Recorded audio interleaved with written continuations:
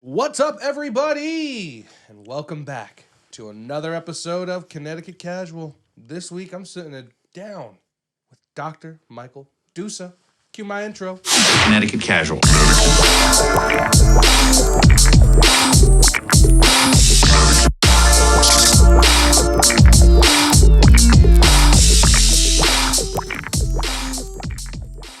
A Chic Designs jewelry store is the new hidden gem in the town of Cheshire.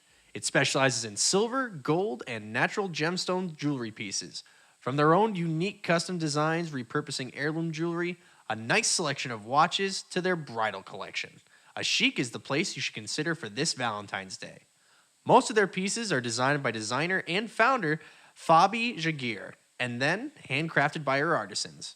If you are looking for something unique and special, stop by A Chic Designs located at 1081 South Main Street in Cheshire, Connecticut, or visit their website at www.achicdesigns.com. That is ACHIQ Designs. Your style, your design. And we're back. And I'm sitting down with my co-host for the evening, Francisco Aponces. Hello. And we're hitting with our guest today, the owner of MTFU, Dr. Dusa. How you doing, buddy? I'm doing great, guys. Thanks for having me back. Absolutely. I was just saying how good this place is looking and growing, and you guys are young Turks building. You're building things. You know. That's last good. time you were here, we were audio only. That's right? correct. Yeah. Yeah, that's true. I had to make sure my hair was tight and everything tonight. So I don't know if I accomplished that, but. As long as it's still in my head at this age. Right? That's what they're saying. I'm super scared to go bald. You know how it is now. If you got the right shaped head, you just shave it all off, I guess, right? Yeah, you got to grow a beard, though. I don't have a nice shaped head. My head's freaking huge. The beard compensates? Is that the beard is the compensator. Yeah. As you can see, I'm growing it out. I'm You starting are. to look more. You got a good not everybody could do that, you know. Sometimes know. it's patchy. I know. You're blessed. You know, I'm 56. I still have my hair, so I'm probably not going to lose it. But Chop Saw's over here. Patchy beard. Yep. Chop Sauce is in the corner. He's in the corner over there, plotting away. Yeah, he's just like, I hate that Chris has such a nice beard. He's going to shave it off while I'm sleeping. Damn those hints of orange. Orange? It's red. I'm Irish. Irish and Puerto Rican. When did the beard thing start? Because you see that now. It's everybody's got the beard. What is that? I think it started with the lumberjacks. Yeah. I think it just, I don't know. No, you see CrossFit, and you see, I asked Denise should I do, and she said no, so I'm not getting one. But no, you see that. A lot of guys now, these alpha guys or whatever they are, the beard. I don't know. I think it had to happen around like 2012 when the beard phenomenon finally happened. That long ago. People were like, beards are the shit. I just read mullets coming back. You guys might not even know what that is, actually. I know what it is. I was in Vegas and they were there was this one dude who grew a mullet out and people were like, "Looks good, man." I'm like, in my meeting, I'm like, well, what do we got here? What, if I could ask, what are your ages? 20, Jesus. 26. 26. 28. 26 also. So that's an average of the average age, and I'm 56. So I could don't take look like 2.5. Well, thanks. I could take 2.5 of you guys. I'm still older, or more August, which is a nicer way of putting it. Well, no, because culture changes, and I started getting out in the community in the 70s, doing things in the 70s. I mean, the 80s probably sounds ancient to you guys, and I wish I could be in the 80s. The 80s were really, really good times. I bet. It's like before people were like, "What's HIV, dude?" I'm just Well, no, it's funny because we had payphones everywhere, cassette tapes, VHS tapes came next. I'm thinking of technology right now. There wasn't any. You had like, there was for what we had. Cell phones. Yeah. Oh yeah. Oh, compared to now. Oh my god! yeah, think exactly. 40 years ago. Yeah. Like how different things. 40 are? years ago, I was able to drive. 16. Man. It was no, it wasn't mules. It was an actual car. I was gonna say that, but I was gonna say like a steam engine car. Yeah. Yeah, might go back to that. I don't know, man. You had the little doom bug. Speaking of culture changing, how was bodybuilding back when you were growing up compared to us to now? Bodybuilding was known as, when I got into it in 1975 when I was 12, it was actually known as physical culture. And guys actually, and this might be a little before I got into it, but even I caught the tail end, guys would, and women, for some, but it was mostly men, got into it for health. And the byproduct of that, an extra, was becoming muscular. So that was the true impetus of why people would get into it. And, you know, things change. The more people get involved in something, the more competitive it becomes, and then you're trying to get the edge. And drugs have always been around. Hitler's soldiers had testosterone, so you're talking since the 30s, and then the first SIBA company developed something called Dianabol in 1959, and those were the blue pills, and it was very basic. It was based on testosterone. That's been around all these years, and in fact, you can find literature where the San Diego Chargers, around that time, the early 60s, they had bowls, cereal bowls, at their training tables filled with pills of Dianabol, and they would just take handfuls and just go out, I'm ready to go. And that's how it was. And there was no stigma, there was nothing, because they didn't know much about it, and that's the way it was. So when people say, and I've done a lot with the media and steroids, and they're woefully, listen, they're very, saber rattlers, you know, they got to scare everybody, and they're usually pretty wrong, you know, as far as a lot of the details. I'm getting off track a little, but back then, listen, in my area, Greater New Haven, there might be two gigantic guys, and if you saw one of them, you go home and tell your mother, oh my God, I saw a guy, he looks like he's from Mars. Now, you know, there are women who are that big almost. I'm not saying that's good or bad, you know, it's probably drugs. So it's, a lot of the reason why people train has been lost. It was much more clearly defined back then. Now, people who are transient in any endeavor, like you guys, you've done this business. You're in this for the long run because you've got a substantial, not only monetary investment, time investment, your soul investment, everything. This is who you are. It's your passion. So obviously you're not just going to go away. But I like to say it like this. When people, especially young guys, are getting into training to get laid or to get a girlfriend or whatever it might be. Well, listen, everyone on the planet, for the most part, even plants, animals, everybody gets laid by the time the end comes, you know, so that's something you're all going to do. And if it's that ubiquitous as far as being able to attain, it doesn't have as much value. So the point is to get in shape to do that, you know, once you attain that goal, there's no reason to keep training. So you see people come and go, come and go. I've been doing it, you know, fairly well. You know, I'm not a great bodybuilder, but I've had some success. 40, since 75, 45 years. I started when I was very young. I wasn't even through puberty, I don't think. And I can't tell you back then, excuse me, how unpopular training with weights was. In fact, I played football at Notre Dame, and I told the coaches I was training on my own, and they were kind of like, well, just make sure you go somewhere, and that's it. It was kind of totally laissez-faire. Their hands were off. I'm not saying they didn't care, but they didn't understand the advantages, and now you've got complexes where people train. But I can't tell you how disparaged it was training. You were automatically gay. I'm not saying that's good or bad. I'm not, and I tell people even in my businesses, I don't mind if you're gay, but don't try to become gay with me because it's not going to happen because they approach me, you know, and that happens. They think you're cute, bud. Yeah, the hair is still in my head. There you Exactly. go. You're like, hey, what's up, baby? Let a little gray come out. But nothing wrong with the salt. You were considered dumb, muscle bound. There was no utility to it. I remember this. Remember clearly. In fact, I didn't tell anybody I was lifting weights until it looked like, and it took a long time to look big enough where you could tell, hey, that guy has some muscles. And now the same people. I remember seeing a woman in the gym. I remember the year 1980, Olympia Health Studio in North Haven. They were called health studios back then, and I grabbed my friend. I'm like, "What? There's a girl here," and she was just there to drop her husband's lunch off, and she came in and ran out. There were no women in the gyms, and those were all the people who disparaged us. Of course, now it's been proven as almost the fountain of youth, in my opinion, training with weights, weight resistance training. So everybody, even those who disparaged us, are now all big time experts. But I remember well. I remember the ones who cast aspersions our way. You know, that's crazy to Very think like different no culture shift. women in. Yeah. What do you think led to that? What's that? Leading to the kind of that change in how people saw bodybuilding then to now. You know what it was? It was Pumping Iron, 1975. I respect him. I don't necessarily like a lot of things about him, but Arnold was a big impetus, a cause for it to become popular. Stallone, people saw these guys in the movie and they were shredded. You know, they obviously looked very, very different. In fact, if you see Rocky 1, he was kind of puffy. Rocky 2, he was kind of muscular, but Rocky 3, he was ripped. In fact, he even said he was only 158 pounds. In the movie, they say he's 202, but he's not. He looks like it. And people saw that, and they're like, "Oh my God!" And he was performing.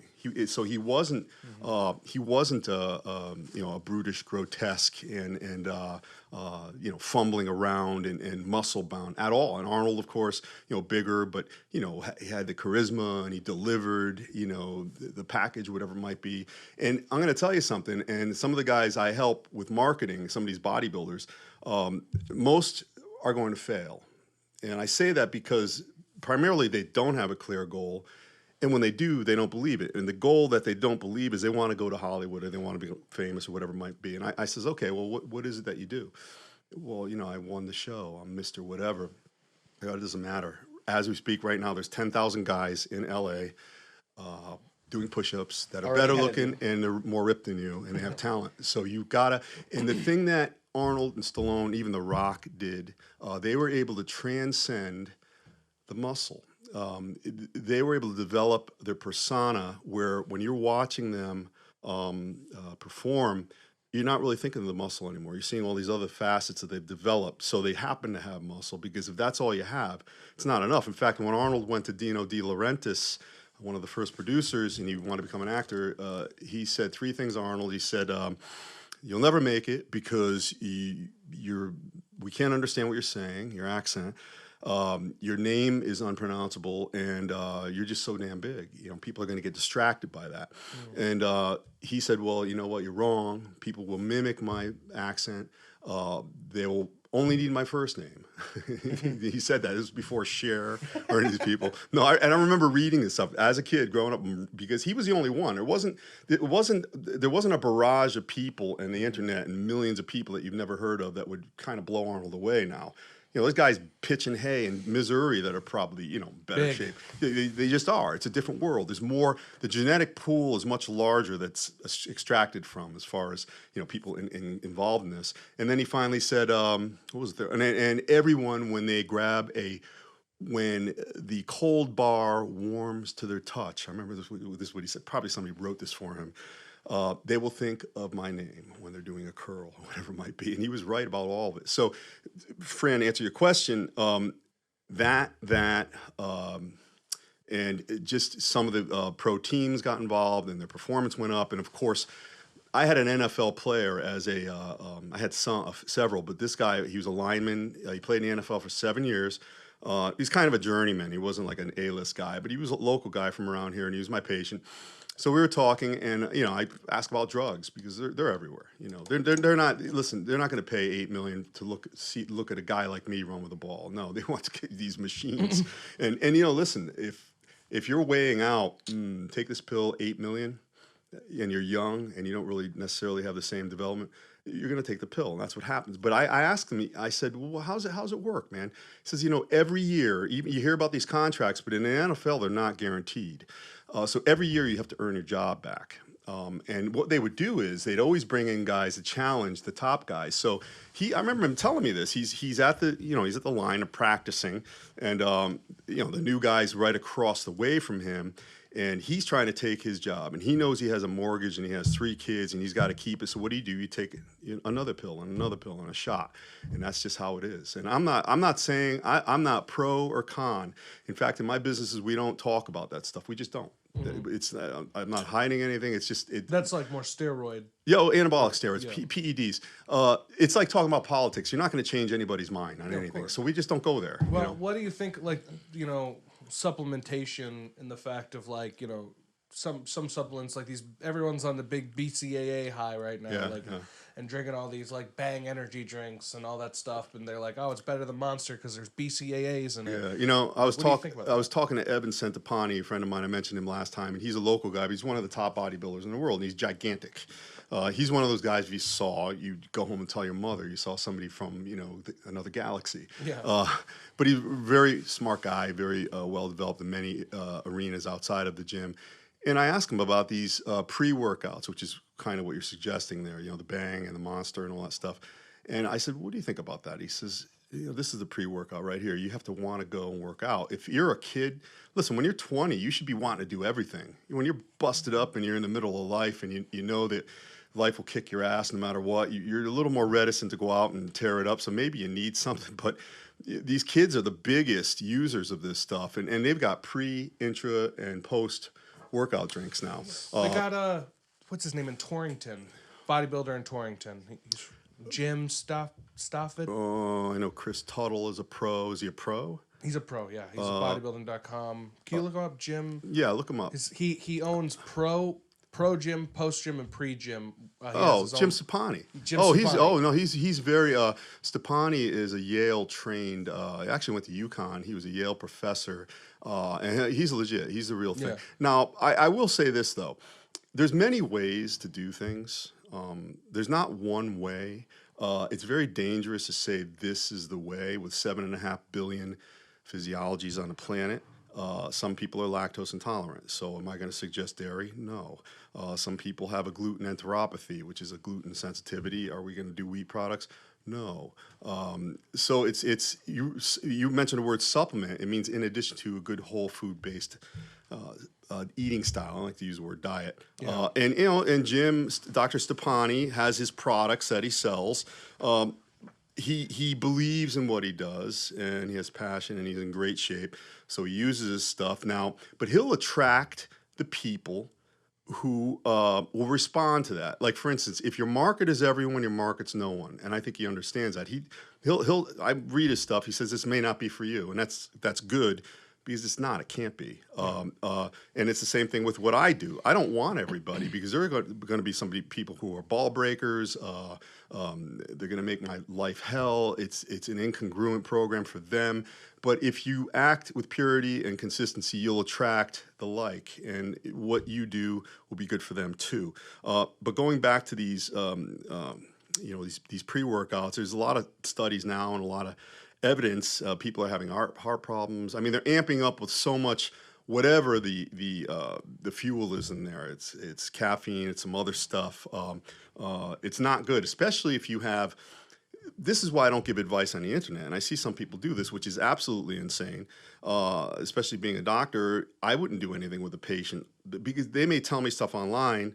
But they may be wrong about what they have. They may have misinterpreted what their doctor said. They may have pain here that may be from a kidney. They think it's back pain, but it's a kidney infection. So how am I going to give them advice?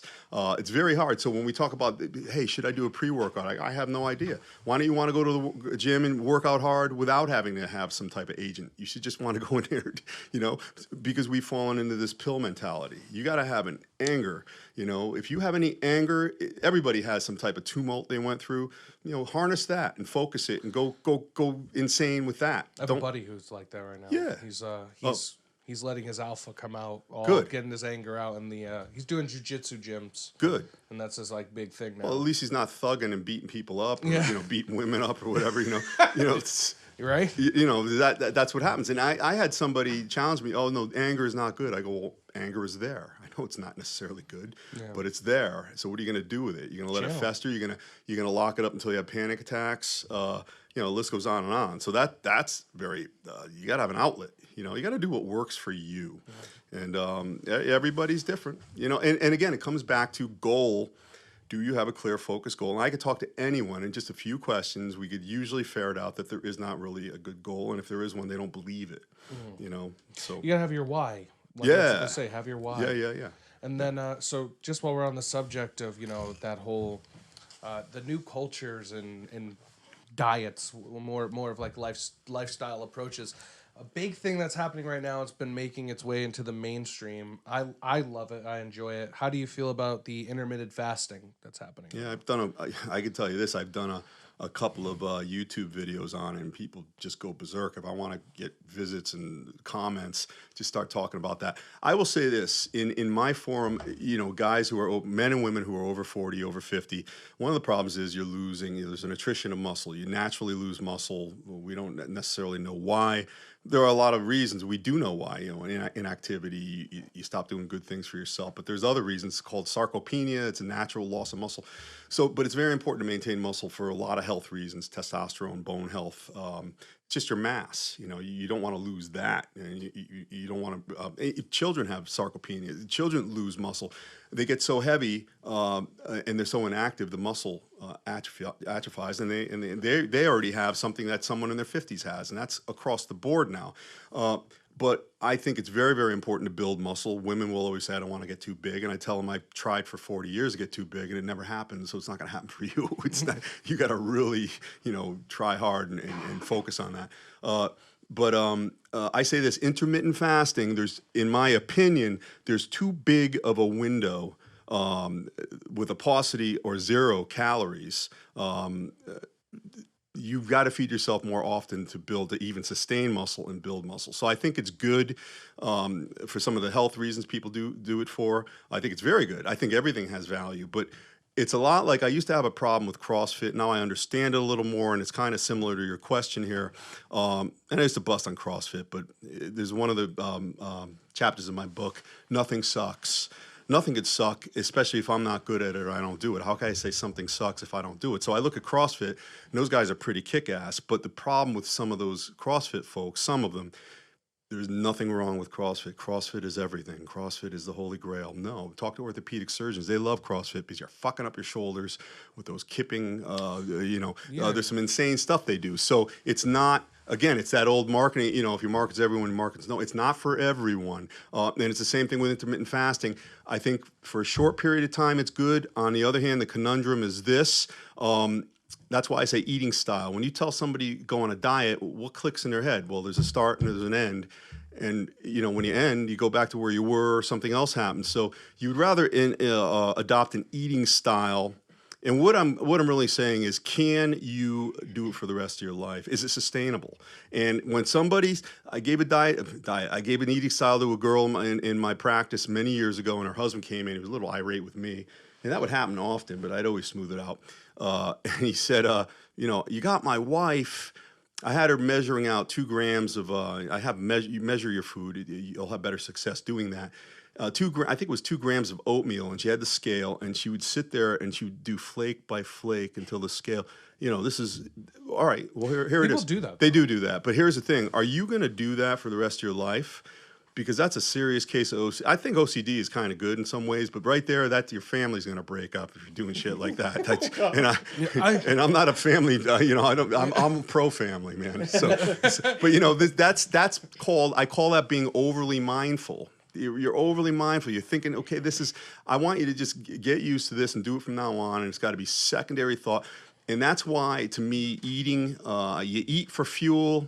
Our society now, too much sociability surrounds eating. Everything is surrounded by eating, or eating food surrounds people. And I'd rather have it where it's incidental. You got your food prepared. You're almost eating it like an automaton, a robot. You're not even thinking about it. And then an occasion comes up, maybe once a week, twice a week, once a month, where you go nuts and you have a table full of food and you just fill yourself up. No problem with that. But if you're eating like you're on vacation every single day.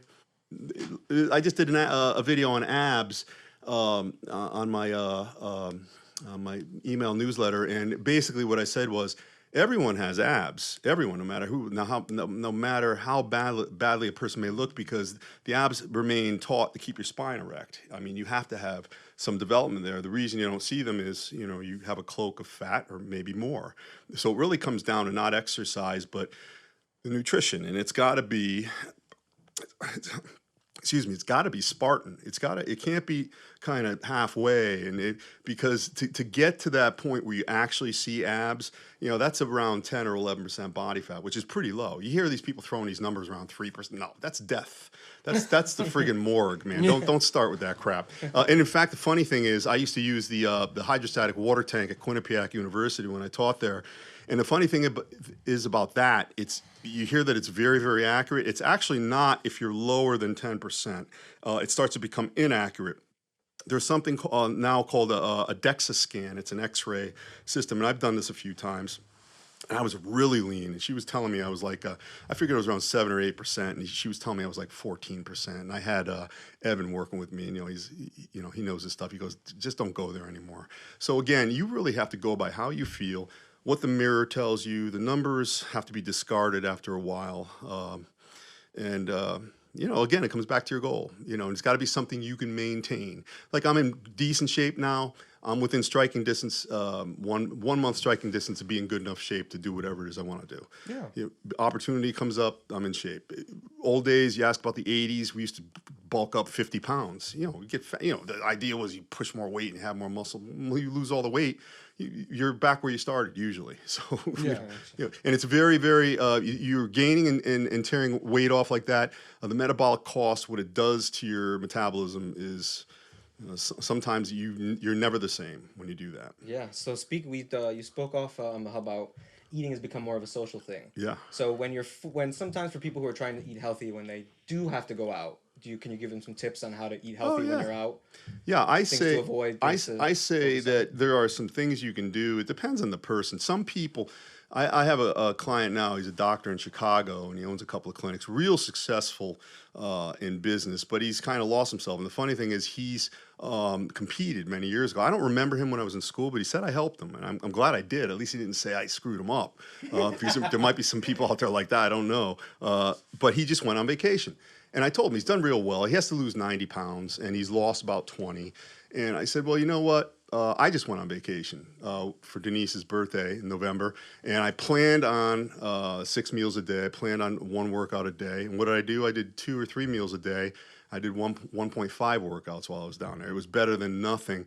So for me, I do less. I eat less when I'm off. But the thing is, the damage is, to answer your question, Fran, tips, I tell them this: if you do go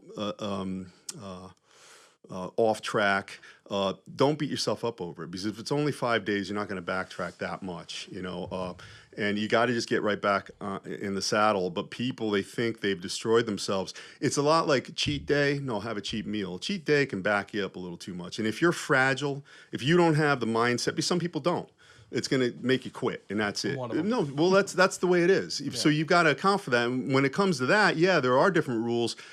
You ask, always be kind. If you're kind enough, they'll do almost whatever you want in most restaurants. Dressings on the side.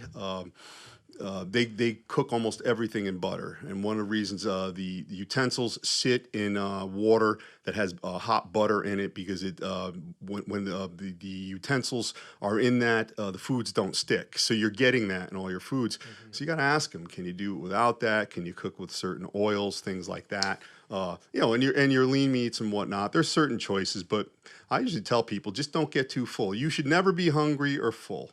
Those two things should never happen. If you get hungry, it can happen because you left your food at home or whatever. But in general, you should always be neutral. That's called homeostasis, meaning your body, you have good biofeedback as to how you feel. You shouldn't notice, your body's telling you something. If you're not eating enough, the hydrochloric acid starts to kick up, and you could get heartburn, or that makes you hungry, or you're full. There's too much food jammed into the cells, or trying to get into the fat cells. You just don't feel right. I think a good idea too, for your question too. I mean, you can know, we live in technology. Like even you said, 40 years ago you didn't have this type of stuff, but now you could look online, check out the menu before you go out to eat. You have these. I know a guy where him and his girl, before they go out to eat, and he knows he wants to eat rich. What he'll do is he wants to eat rich. What do you mean? Rich, you want to eat something. Okay, yeah, I got you. Yep. He has a protein shake before he leaves the house. Oh, that's smart. So that he has something good in his stomach, and then when he gets there, he usually doesn't finish his plate, but he feels good. He had his protein. He feels like he can eat a little bit of extra stuff. I remember my original trainer, who's still in really good shape. He's in his 60s now, and I remember when I was a kid, I asked him, and he said, you know what, just make sure you eat your good stuff first, and then you can do what you want. And the reason he would say that is, if you're eating good quality proteins and even good quality fats, and you eat them in the morning, that affects the satiety center in your brain. It tells you you're no longer hungry. So it settles your hunger quicker, protein foods. So if you get those in, you won't be as hungry, and unless you're really set on stuffing yourself, and some people will do that. But again, it's just one day. You get past it, and somehow you got to Svengali your head, and I just didn't do that yesterday. Just get, and another thing that really helps is having all your food prepared. So your food's prepared for the next day, and you're not thinking about, because if you have to think about preparing it the next day and it's not already prepared, it might make you quit, because a lot of people quit. Most people don't succeed. Most people, you can approach anybody anywhere right now and say, hey, Jim, are you where you want to be? Well, what do you mean? I'm just here to buy bread. No, that's not what I mean, man. Are you on your way? Because I'm going to tell you, as far as success goes or people wanting something, there's two examples of success. The number one is the person already has that thing. Number two is, like my friend Jim in Chicago, he'll be 190. It'll take him, I think we got him down for September. So he's on his way. So I'm not going to look at him as a big, heavy guy and say he's unsuccessful. No, he's on his way because he's made that choice. So you either have it or you're making progress daily and you're on your way. If you're not one of those two things, you are full of shit. You don't want what you say you want because you're not taking any action, and it ain't going to happen. And look at Kobe Bryant. He's dead today, amazingly, sadly. He's gone. No more chances. 200 million or whatever. That doesn't even matter. So, I don't wear a watch because the time is now. You got to just do it. And another good thing is don't tell anybody. Don't tell anybody, because most people want to see you fail, or they want to keep you close to them. So they want you to do okay, but they don't want you to do that okay. I remember you said that. Yeah, but it's true. It's true. So, you stay under the radar, above the struggle. You're just quiet about what you do. And all of a sudden you wake up one day and you're where you want to be. That's how it works, and then you just keep going because it's not what you thought. It's not the Shangri-La. It's not like you pulled into the depot and the mayor comes out and the train stops and the balloons are released and they read some things about you and it's all about you. No, it just keeps going. There's no ceremony. No. It just keeps going. I hate to say that. Yeah, you just got to do it. So you just made a new trailer for the MTFU Society. That's my guy, Oscar Garcia. I'm going to give him a plug, and you can find him on my page. He's a marketing guy, and he's the best I've had, and he's helped me a lot, and he's building my business for me, helping me, and he made, this really cool intro for my YouTube. Yeah, well, let's check it out. Sure. You could show it. Up on the screen. We'll check it out right now. You guys, this isn't like the 1980s, man. You guys got the tech. Yeah, right. This is the trailer for Dr. Dusa's new website. We're going to be checking it out right now.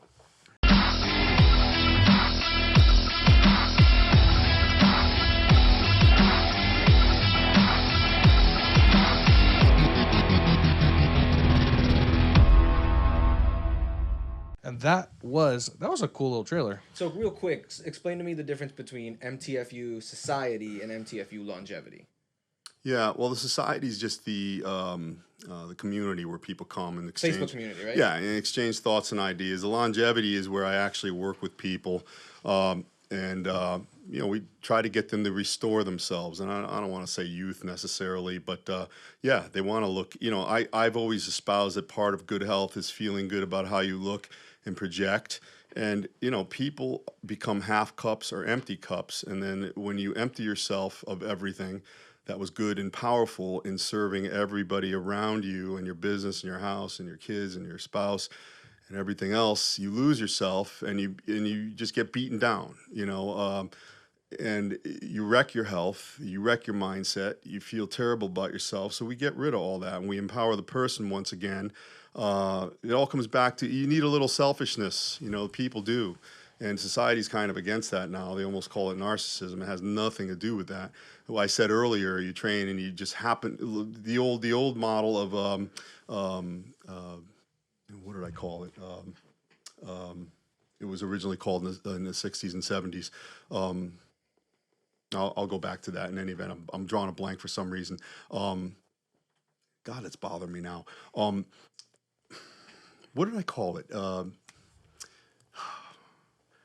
You could edit some of this. You're good. What the hell did I call it? We're just talking. Well, I'm kind of old now. Maybe some of the synapses are getting blocked. But no. Guys back then would train for good health, and becoming muscular. If you look a certain way, people look at that as narcissistic, but that comes back to how you carry yourself too. The people anybody who's the best in the world at anything, you'll notice that they're usually, if they're the type of champion that's humble, because some of them aren't, you got to have all these elements in line. They carry themselves in a different way. In other words, Arnold had a great example.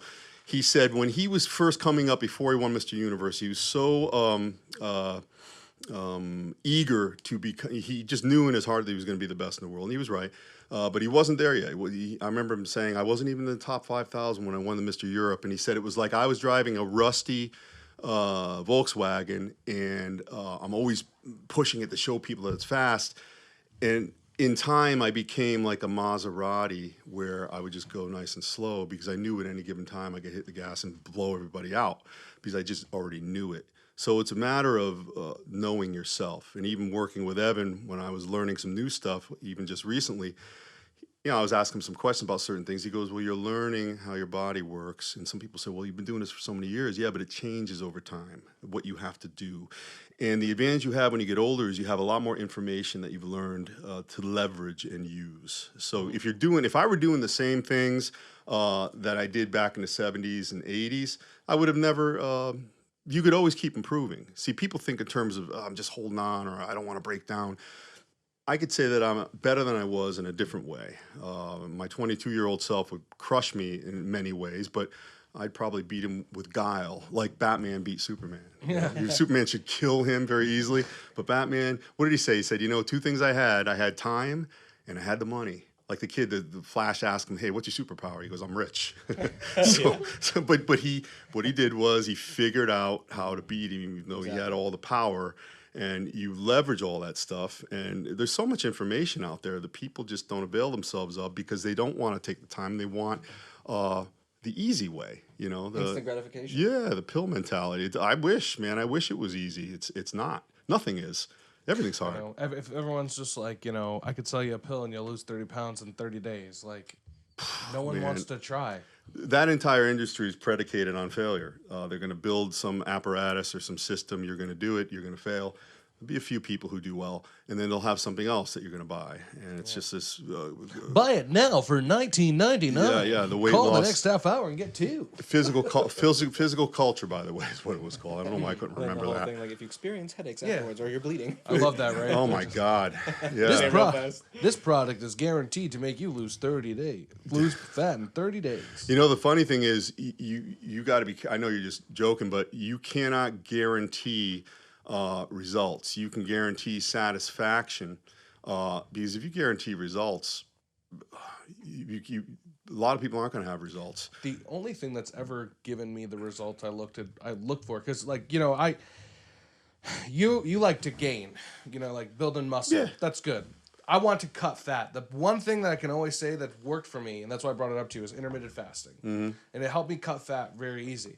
Granted, I stopped because I do 5x5 system, and I saw that as I wasn't eating, my squats were I was squatting 300, and then I was just getting super tired because I didn't have food in that morning. So you couldn't do as much. Exactly. So you were right when it came to that. But cutting fat, intermittent fasting definitely worked.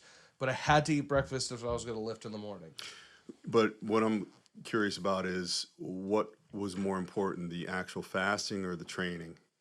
You know what I'm saying? Because you're no, I'm just asking, because if something's working for you, listen, Frank Zane, my pro mentor, 3-time Mr. Olympia, he made it. I might have said this last time, because I talk about this a lot, and he said, listen, because there's so much information out there now. He said, I don't care, and he's very, very educated. He's doctorate and masters, and he said, and he's in his 70s now, but he said, I don't care what the professors, the researchers, the scientists, the trainers, the bro science guys, I don't care what any of them say. If I'm doing something, a movement, and they say that's biomechanically incorrect, yet he says, but I'm not hurting myself and it's giving me gains, I'm going to keep doing it. So there is the worst thing you can get caught on is dogma, meaning things that are entrenched in the minds of the people because it's always been done that way. It's not going to work for you. So you just mentioned some intrinsics there that are specific to you. And I wouldn't tell you not to do that anymore. Yeah. I just question it quickly because, 300-pound squat, but that was being interfered with by the interruption in eating, not enough calories at a certain time. I kind of looked at it like if I knew I was going to weight lift heavy, if I was going to go for that heavy, I have to make sure that it's during the time of my caloric intake. It couldn't be during the fasted period. Right. And if I really wanted to cut fat, which, I'm doing this now a lot, if I wanted to make sure my fat was cut. When you say cut body fat or cut fat from your nutrition? Body fat. Okay. If I wanted to cut body fat, I made sure that it was during the fasted period. And then Dude, by the way, there's less of you this time. I'm no, trying really hard. you're not trying. What I tell you? I'm doing. No, there's less of you. That's good. I just noticed that. Thank you. Anyway, go ahead. But during the time of cutting would be done during the fasted state because there was no, calories in my system, and I would have to mentally push myself because you get tired. You don't have calories. Calories is energy. You're doing fasted cardio. You get tired easier, but I'd push myself. I'd start with like 15 minutes, then I'd push that to 20 minutes. Now I do a half hour every morning. I'm trying to get back. When I was really, really losing weight, I was able to do an hour every morning fasted. Now I'm like pushing myself to get back there. After having a baby, you get tired and you don't want to do it. But and then when I weight lift now, it has to be during the caloric intake. So after 12, before 8, I have to be in the gym. Here's the interesting thing that's going to happen to you. How much have you lost so far? I've lost 15 pounds since you and I have sat. All right, but total, what have you lost since you started? 65. And what's the goal ultimately? 100. How many more? So 45 more? 45 more. Okay, so when you do that, your body is going to visit a physicality that it hasn't seen maybe ever, right? So you're going to be different. Your chemistry is going to be different. Your mindset's going to be different. Your strength's going to be different. Your sleeping's going to be different. Everything's going to be different. So what you're doing right now may no longer suit you, and your goal may change. You may say, hey, I have a whole different body now. I feel different now. I feel like doing this, or I do this type of training. So it might change. And all I'm saying is ask yourself now, because I guess those videos I did on intermittent fasting didn't come off too pro, only because I just mentioned nothing is... I just try to deliver to people the premise that nothing is for everyone, but you got to ask yourself: is this something you can do until you're only 26 now? Yep. You're going to do it until you're 76. Is that all you're going to do? You're just going to do that all the time. I'm not saying you can't, but most people don't. So something that is sustainable, because the body thrives on regularity.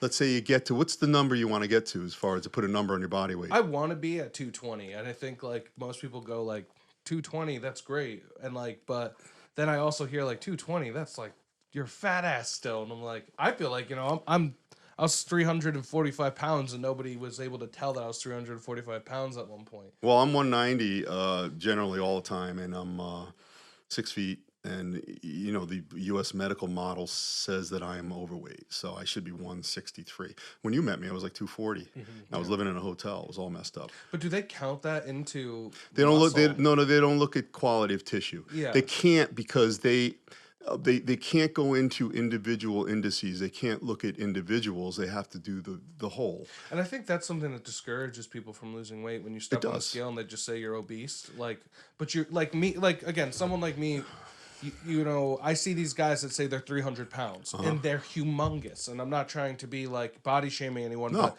never. You know what you're doing? You're getting the job done. Exactly. Listen. But even at 300 pounds, I never looked like that person. And I think, it has to go with the quality of tissue of, I did, even through like being fat and 300, 345, I still lifted a lot of weight. A lot of that still compensated. I was still heavy, but I was able to still bench a lot. I was still able to still lift a lot. And I think like that helps my body condense that a little bit more. And these other guys who are 300 pounds, but you could tell that most of it is fat and there's not a lot of muscle to compensate it.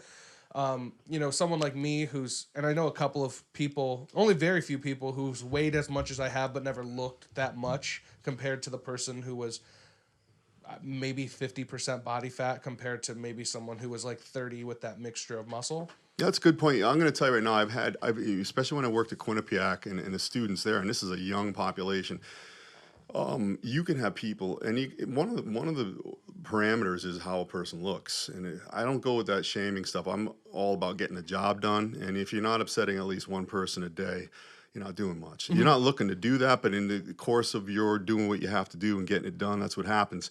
But you can have people who their indices, their measurements are terrible. They're very overweight. They're, the cholesterol is bad, the whole thing, but they can perform very well. It's almost like they're a healthy individual. And I can't really explain that. But that comes back to everyone's different. And I also look at ultimately the heart is cardiac muscle. It is muscle. It's not skeletal muscle, but it beats billions of times in a lifetime. But when you have too much mass, I don't care if you're Dorian Yates and it's all muscle. I don't care if a fat guy in a circus or whatever, and you're 400 pounds or whatever. It's resistance of the heart, and the heart can only push against that for so long. One day the heart wakes up and says, we're going to take a day off, and that means you're dead. So that is, I get to that. I start at the heart of it, no pun intended. So again, we get to the root of it. Do you want to live? We gotta lessen the weight, not because of what the government says, not because you can't go on the ride, not because of any of that crap. None of that matters. It's staying alive and getting where you should be. I don't believe in these charts. I consider myself I'm not a competitive athlete, but I'm athletic. They call bodybuilders athletes. I disagree. And I've been in bodybuilding for many years. And I call it more of an art. It's not, it's athletic, the training, but if you're going to go pose or whatever, that's art and the science too. Yeah, absolutely. He who has the most information will excel, not necessarily do the best, because remember, comparison is a thief of joy. You don't want to compare yourself to anyone. And if you get people past that stuff, it took me a long time. If you can go to a gym and train when there's 100 people there and it's like you're alone, and you can do that, and you can have that type of Zen-like focus. I could do that, partly because I look like I want to kill someone and no one comes by. I had a guy recently. I'm curling. I got both arms on a preacher, and it looks like I'm working hard. It looks like I'm intense. Anyhow, maybe I'm not, but And he comes up to me to shake my hand while my hand, right, just like this. And I look at him. I stop. I just look at him, and he says, "Oh, you're the one who writes all that shit on the internet." So I put it down. I go, I don't really think it's shit. I could swear, right? Of course. Of course. I forgot about that. I should have swore a lot more. My swearing coefficient's really low today. That's good, though, at the same time, because, Maybe it gives me a little more legitimacy. It's good that we can turn it on and off. We know how to, right? No, this guy, he really got me. Listen, don't mess with my training, my food, and my sleep. Otherwise, I'll help you out. I'll loan you money, whatever. And I said, I don't write shit, and don't ever interrupt me again. Why would somebody think I'm going to get into a conversation while I'm concentrating on this? And it's focused. But let me just tell you what I end up saying to him. I go, I'll tell you what, don't ever approach me again. Don't speak my name to anyone.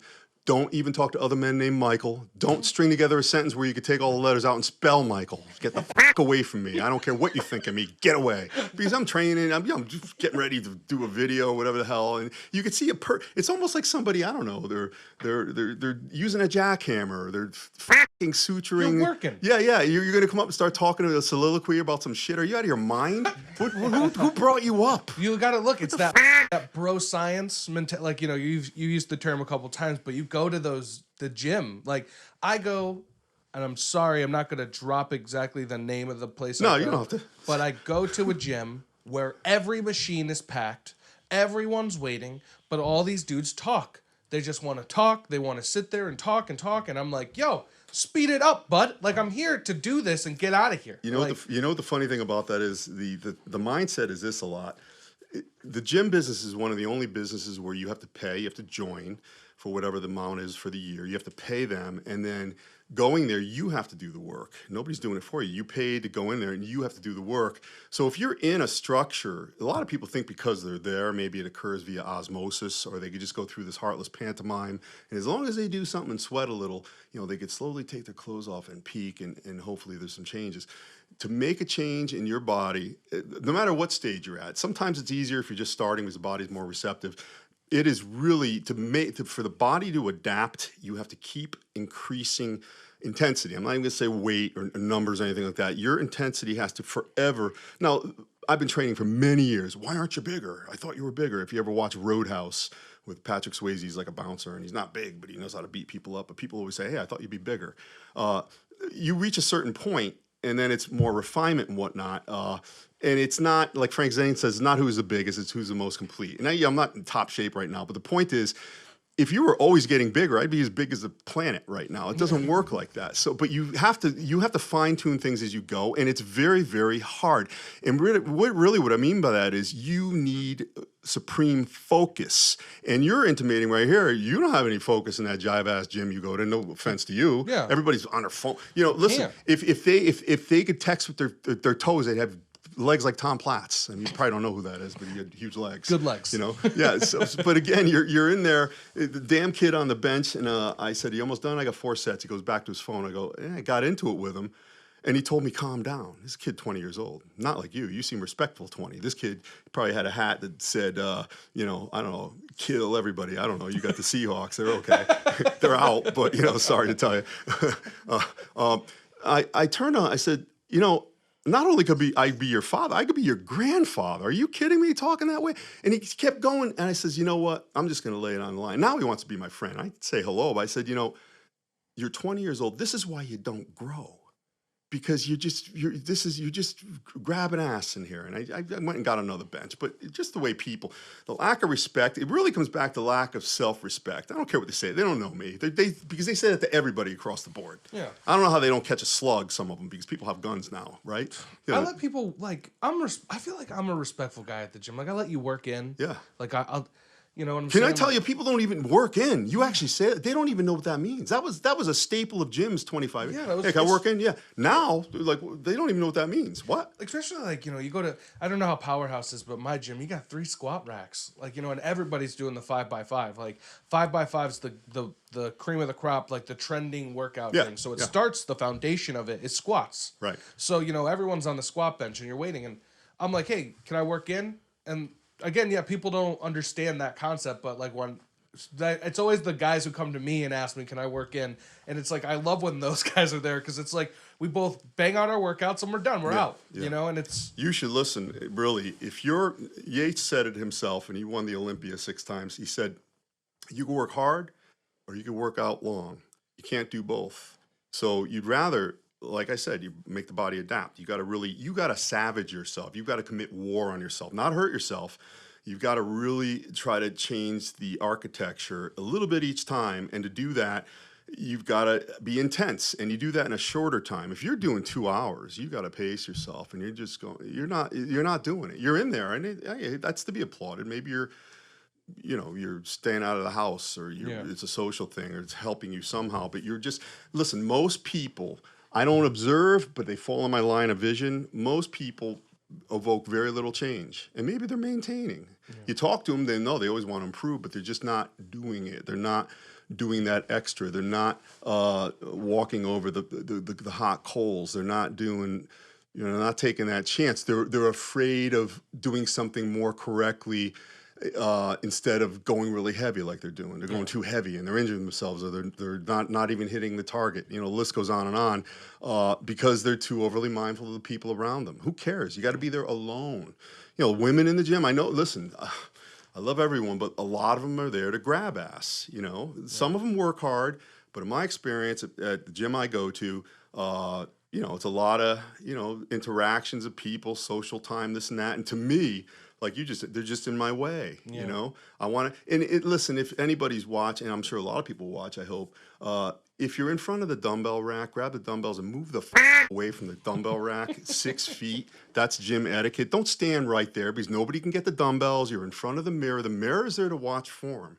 Not to really pose or be a poser or anything like that. And there's many other rules that are broached regularly, but that's one of them that's one of the main problems one of the main lacks, and I had to develop all this. I didn't always have all this shit together, and I still don't have everything together, but self-awareness. You guys know what that is? Self-awareness, meaning knowing that there's other people in the room. They count too. They're not robots, and you're the only human. And interacting with them so you can get in and out without any type of, loggerheads or whatever. But that doesn't happen. You make me want to go to the gym. I do? Like right now, yeah. Good, man. I'm ready to go. Hey, listen, if you can maintain energy to do this type of stuff, because I'll admit, Lately, I've been losing cartilage in my knees, and it's starting to hurt. And I was just telling my mother today, we were talking about all the years I've been training, and they bought me my first plastic set when I was 12 in 1975. I've never been injured lifting weights, but for instance, I have a new car. It's a couple of years old now, but the tires are already bald. But I don't drive fast. I don't have any accidents, knock on wood. But that's just going to happen from use. Yeah. Same thing with the body. Something's going to break, even though I'm doing everything correctly. So over time, you start to get these aches and pains. Your body's telling you something. And there are days I wake up, I'm like, man, should I take a day off? No, you train around it. You somehow get it done. Maybe you shorten it. Maybe you do something different. Use different strategy. Take a little collagen like I'm doing now, and make surrounding areas stronger. You got to try to do that until you're done, dead. A good friend of mine who died a long time ago, died in his 80s. He left the hospital. He was a really good bodybuilder, an old timer. He'd be in his 90s now because this happened 20 years ago or so. The day he died, he left Yale. He pulled the IV out of his arm, and he somehow walked to the gym, and he did a final leg press and died right in the gym. Now, I'm not saying, I hope I'm not making you want to do that. No, broach medical protocol. Don't do that. No. We're all about good health. Of course. But listen, you've got to, and again, it's not so bad when you know it's going to be over pretty quick. I say, I get up at 4:30, I get it done first thing. It's done. It's out of the way. That's got to be done somehow. I have to get back into that. And most of the time, I make it. There are days I pull in the parking lot. I say fuck this and just drive right back home. Or I go in there and there's just the kid on the bench, like I mentioned. That could be enough for me, or the guy trying to shake my hand that could be enough to make. It doesn't happen often, but sometimes I'm like, you know what? Other shit's not aligning, so I'm just getting out of here. Just go. What's going to happen? Nothing bad. It's just like the person going off their diet on a vacation. You have to have the mindset where you're just going to keep eating well anyhow. So when I leave like that, I make sure I make it up the next day. Yeah. It doesn't make me stop. I know this. I learned this in my life because I've been in really bad shape a few times. Pathetic, from injuries, as you saw one time, bad injuries, over 20 orthopedic surgeries. But I didn't have to get out of shape like I did, but I did. I got depressed, I ate too much, economy of movement, all that stuff. But I know this, I've learned this. Right now I have some business challenges and stuff and things I got to deal with. And I started slipping a little the past couple of weeks. I'm a little softer than usual, but I can't do that as easy as it would be to do that because I'm always at my best. Better relationships, I make more money, things go better, life is better, I sleep better, the whole thing when I keep myself tip top. Mental health. 90%. It all comes full circle. You got the physical health, and then when that physical health being the core, it just helps your mental health. That's what I've told people. Somebody commented under one of our episodes and was just like, I've been wanting to lose weight. We talked about the anxiety episode with you and I. He was just like, oh, I want to lose weight. Oh, and I'm like, don't look at it that you're in the gym. If your problem is the gym as a concept or losing weight as a concept, like me, I failed so many times to lose weight, and you fail and you fail and you fail. I stopped telling myself you're here to lose weight. I tell myself I'm here to relieve myself of anxiety, which has plagued me forever, and I hate it. That's really smart. And that's just something I'm like, if you do this, you won't have anxiety. You will have a clear head for the rest of the day, and that's what I want more, to have a clear mind than I want to be skinny. I don't know how to explain it, but I want to have peace of mind more than I want to lose weight. I want that more, and I know this helps, so that's what I do for it. That's huge. Yeah. Listen, I'm happiest. I'm happy other times, but among my most happiest times is when I'm in the gym. And it's not ebullience where you can see this guy dancing about. I look kind of stern, however I might look, but that's, I'm totally content. I don't really believe in pursuing happiness. I think happiness just comes here and there. But if you build a bed of contentment as your life and you have progress, even begrudging on a regular basis, that will lead to times of happiness. You're not gonna have happiness every day unless you're doing meth or something. I don't know anything about that. Never done any type of drugs like that. But you know what I mean. And I think that's very important. to serve yourself. It's the core, it's the soma, it's your body, and I invest heavily in it. I just got bit by a dog last week. How you doing? Pretty badly. Yeah, I saw that. Good. It's family dog, as a matter of fact. But I had to go to Yale. I had to get IV. I had to cut some tissue out. The whole freaking thing. And I have this nerve condition where it started coming back. And years ago, 3.5 years on the crutches, and we thought it was starting to come back. It's a family dog, so the girls felt bad. I go, we never think that way. We don't have fault. That whole blame thing, you'll never get anything done if you blame. Of the dog. Just in anything in general. Don't blame. Don't ever blame anything because you're disempowering yourself. Yeah. But this dog, I'm just walking it. You ever see a shark on TV and it's got like a fit and it's doing that shake? Thrash? That's how I did my leg. Oh my God! It happened so quickly and it was scary and I was thinking in my head all these bad things that were going to happen because I'm going to tell you right now, I don't even know if I had revisited the episode that I had when I was 26 to 30 with that really bad. We talked about it last time, the crutches, 3.5 years, and all the surgeries. I don't know if I can get over that, past that. In many ways, financially, time. How much time do I have left? I don't know. I lost a decade, and I'm not woe is me. So what? I'm here now with you guys. We're having a high old time. This is great. Look where we are. You know, just tell my mother about one of the most successful guys I know. Came here from Ghana, African country, and he had some program where he was able to go to Quinnipiac, and I took him to Stop and Shop food store, and he started crying. I go, what's wrong? He goes, you could see food for hundreds of yards. You don't understand. In Ghana, my sisters and I are walking home from school, and we see a dead guy, and we don't even tell our mother because that's every day. And, you know, we have boiled sheep's heads in barrels. That's what we eat. So listen, I've got it really good. So I'm never ever woe is me. You know, I've got all these opportunities. But if you lose this, as I have, the sad thing about pain is you only appreciate it when you're in it. So I try to revisit it. If you stay in it and complain about it and it's public whining, like some people say, hey, you could use that to help others. I go, no, not now. Once I overcome it. You don't, when you're in the throes of sickness, you don't post that crap or wherever you put it because that's just, look at me. No one cares. It's like no one post cares. Pictures of themselves crying. Yeah, Makes me what wanna the lose hell? my mind. Come on, man. Yeah, that does. You're siphoning energy from yourself. So as long as I got my strength and my power and all that, and I'm able to do things, I'm good.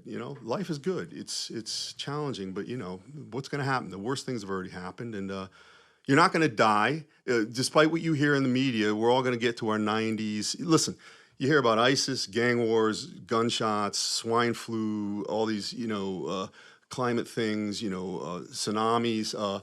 None of that shit has ever come to my hood. And I've lived in some bad places, too. I've never had any of that shit happen to me. You could say, white privilege or whatever, no political stuff. But, yeah, I've been in all over the place, and I never see any of that. So I don't know. There's a lot of opportunity. You just got to stay healthy and stay alive and have focus and know what you want, man. And have good people around you. I want to ask you for what you're doing.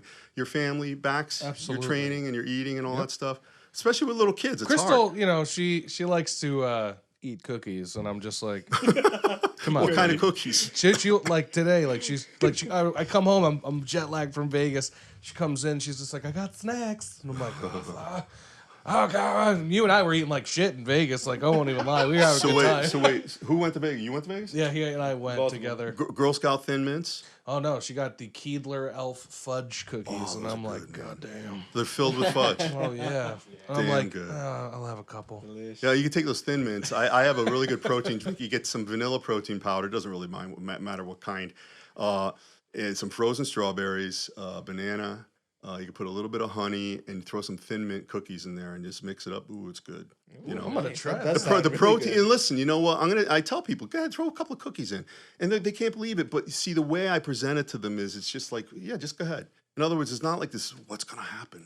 Is somebody gonna? You're gonna go to work make your workout. Right. Well, you go to work tomorrow and say, "Hey, Ned, were you eating cookies last night? You look a little puffy." That's not gonna happen, man. God damn it! Put this shit in there, drink it, but don't do it every day. Yeah. Come on, you be pragmatic. You want the dessert? You don't need to tell you. I don't And have there's to tell you. so many different flavors for protein now. Like, Listen, you want to look at the label. You want to look at the first couple of ingredients. Whey protein is very assimilable. The body really likes to use that. But see, some people have egg. What's that? I like egg. Well, egg actually has the highest bioavailability out of all proteins. So it's almost like the highest octane fuel. So yeah, if you could do the egg protein, that's what I suggest. Whey, not everybody could do it. It bloats some people. Some people, sometimes it's the gluten thing. So you've got to find a protein that you can digest. Digestibility is very, very important. You want to watch the sugars. You got to read the label. And you know, a scoop, you want 20 to 30, maybe 40 grams right after your workout. Take some carbs with that. And I'm going to tell you right now, if you've depleted your body enough and you worked out hard enough, your body, I'm not going to get into the technicals, and Stepani, you mentioned Dr. Stepani was just talking about this, and I agree with him. You can actually eat candy, a bag of M&Ms, small bag, after your workout, because that'll help get the carbohydrate calories into the cell, which is when you need them. You have to replenish right there, because your body will use it, even though it's not the highest quality. But if you're going to do that at any time, it's when you're depleted, right after your workout, And again, it's one of those things you do. You don't dwell. I ate M&Ms last Wednesday. No, it doesn't matter, man. It's okay. I'm eating M&Ms all the time. Well, we're getting close to the mark. Yeah. So, Yes. before we finish up, just tell us about MTFU Longevity, where it is now, where it began. Well, 8 years ago when I first met you. Yeah, I got it's been that long? It's been about 8 years, yeah. Has it been 8 years? Damn. Wow, are you sure? Yeah, 7, 8, I think around there. October since I met you. Anyway, boy, I'll tell you, time goes by. Time flies when you're having fun, and even when you're not. Well, anyway, yeah. So we're building funnels right now, marketing funnels, largely by YouTube. I'm focusing really hard on that, and the videos we're working on improving them, the quality. Doing a podcast like you guys, I'm building a room in the house, and I've been inspired by you guys. Really, this has painted a picture in my head. I can't tell you what the name. I can't tell anybody, not that you guys. But it's a really, really good. Not that the name makes it, but it's really kind of unique, and it's really applicable to longevity. And I want to get guests on like Elaine LaLanne, Jack LaLanne's wife, who's in her 90s. And Jack LaLanne, hopefully you guys remember who he is. Or Jack LaLanne. No, damn. Damn. Well, he was the guy who swam in lakes and pulled tugboats, and he was the first guy that had a workout show on TV for 30 years. He invented the leg extension, the pull downs, and that's actually pretty cool. He was always ripped. I wish I met him. But I want to get people like that, people who are in their 50s, 60s, 70s, who are still in good shape, not just from lifting weights. True longevity, not just plastic surgery and taking a bunch of drugs. I don't care what you do. I don't care what you do. But if you're pushing something that's kind of hokey, and it's not going to be sustained, I don't want that either. I want somebody who's been doing it for a long, long time. You get these people who, they're 50 and they just got in shape for the first time in their life, and they all of a sudden know more than me. What the f*** you don't, all right? Yeah. But they get this verve about them, and they skip all this stuff, and it's more narcissistic. I won't deal with them either, until they've had sustained success for a long, long time, because most people go back. So we're working on those things, building the list, as you know, the email list, and I've got the email newsletter and all that, and building a community. And the email newsletter is good. Yeah, thank you. I appreciate it. And you're a good barometer, because if it's not, I need to know. Absolutely. Because I'll change anything. I got your book. Oh, do you really? Yeah. Oh, I was just like, it's on my way down here. It's so funny. You don't want to hit me with it, do you? No, absolutely not. I'm liking it so far. Like, I mean, I have to read so many books because people are coming on, but I bought yours after our first time. Yeah, you did it right here. Yep, and I wanted to bring it down today so you could sign it. I forgot it, so we have to hit each other up. You live down the street from me. I'll come back. You know that? You're in. Yeah. Same street. That's all we'll say. Come on, man. We can't talk if we can't dox ourselves. Quacking that. Bleep. Quacking that. No, We can't bleep our dox ourselves. I yelled at a lady. She came to our door at 7:30. Oh. Don't mess with my sleep. I already said that. Yeah. And this was the non-workout day, so I was still sleeping. Big thing of sleep. And she's coming to do something. I go, how the don't you have the address? Are you kidding? Blah, blah, blah. And she starts yelling at me. I go, I'll call the cops. Don't ever come back here ever. But they can find you and all that. But I just want to help as many people as I can. Because people don't care about how much you know. They'd rather see how much you care. And you have to. And you can't force that. I don't feel proud saying I care, because everybody says that. What the hell does that mean? It doesn't mean anything. But if I could translate what I do for myself to people who qualify, and it's almost like an amalgamate. It'll work for them too. I'd like them on board, because it ain't for everybody. Yeah. Some people can't take all the talking. They can't take all the energy. They want to go slower. They'd rather do, I don't know, Tai Chi or whatever, and that's fine as long as you're doing something. As long as you have some type of approach, something that you do on a regular basis. It's like my asshole example. I don't mind dealing with assholes because as long as they're consistently an asshole, then I know what to expect and I can dial it in. We ever gonna get an audio version of this book? I got. We talked about the last time, and obviously I haven't done it. Yeah, we've got a guy. We got a guy. Do we really? Yeah. Hey, Oh no, that guy. He's really good. you come to us. We'll produce. You it for gave me an example. We'll talk about that. You gave me an example. I think you played his some of his. Yeah, he does our Matt. Yeah, he does Yeah, our Matt, Matt. He does really- every commercial you hear from Half-Life. Well, he's like a pro, right? Or yeah, something? he is. Oh, yeah? Yeah. It's great. Yeah. That's good. Not somebody you would think is a bodybuilder, but Is he a bodybuilder too? no. Oh, so he's. He reads a bodybuilding book, you'd be like, Hey, wonder what this listen, guy can I looks tell like. you something? The funny thing is, if you watch Pumping Iron with Lou Ferrigno, now you guys know who he is, the course. Hulk. Okay, The He's- Hulk. There's a scene where he's back. He's training. He's going to go against Arnold. He's in this dank basement gym, and it's like really gloomy. And they show this really heavy guy. He's kind of pathetic, and he has these little 2-pound dumbbells. He's doing this. And I remember somebody writing that he's a bodybuilder. And I'm like, I was a little kid reading this. And he is, because he's building his body. He's building. In fact, that's what I say.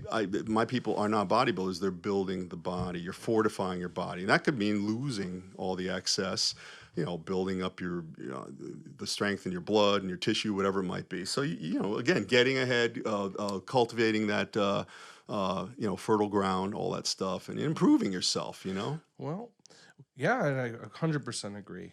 So that's what I'm doing. All the, it's all going good, and I just keep going. And So what's the website? MTFUcoach.com. MTFUcoach.com. www. Put that in the link in the description too. Yep. It's when you go to my website, if you join my email newsletter, there's links to all of that. The email newsletter is free, correct? Oh, everything's free. Yeah, it's in fact, I've had members of the YouTube for over a year, and they'll just come through. I've never heard of them, and they just follow all the workouts, and they lost 50 pounds on their own. So Right on. yeah. Well, since we're at the end, real quick, if you see Dr. Dusa at his gym, do not bother him. He's working out. If you need to get a hold of him, website's always a good place. Contact information online. And join the Facebook group. I'm in the Facebook group. You are. I am. Yes, you are. And it's awesome. So That was a good. You posted. I posted a clip. That was the one from your guys. Yep. That you were just. And I'm mentioning. gonna post clips of our episode in there too. So it'll be cool. No, yeah, that's great. When will that be up? 19th? The 19th. Okay, this cool. week. We're a couple weeks ahead of schedule. That's good. So Yeah. you got a lot of ammo in the chambers. Exactly. We got it. We're gonna get busy. Stay tuned, everybody, in Half-Life. Again, this is Dr. Michael Dusa. And I'm with Successful Young Men Building America. We need more of that. We are coming for you, baby. Because hey, listen, I'm over 55. I'm ready for senior living, and that. That's what I said. Have a good night, everyone. Take it easy. Thanks, guys. Connecticut Casual.